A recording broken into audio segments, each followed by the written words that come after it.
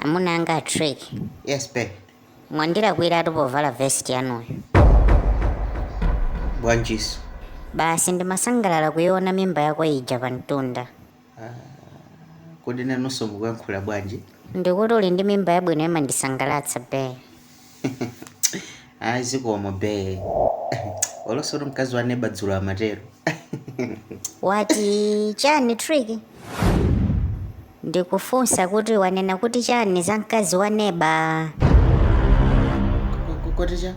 Iwe usakhale ngati sukudziwa chimene wayankhula. Tangoyankhula kuti chani kuti mkazi wa neba amakuyamikira kuti chani.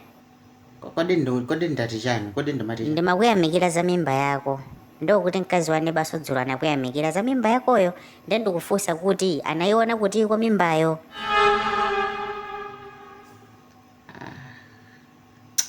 Ndiyankhula choncho? Iweto zozitenga kutha kuyankhulazo kaya umazitenga wochenjera uzandiphulitsa nazo ngozi wamva? Sunayankhule zoti mkazi wa neba amakuyamikira mimba iweyo dzulo? Basi pajatu lero ndi pa 1 Happy Fool's Day. Happy Fool's Day. Iweto ndimakudziwa sungandipusitse usanamizire za Happy Fool's Day izo iyayi. Chilipo chimene chachitika dzulo. Ine ndithana ndi mkazi nzangayo iweyo ndikakuneneranso kwa amuna ake aneba kuti akufunse bwinobwino mafunso.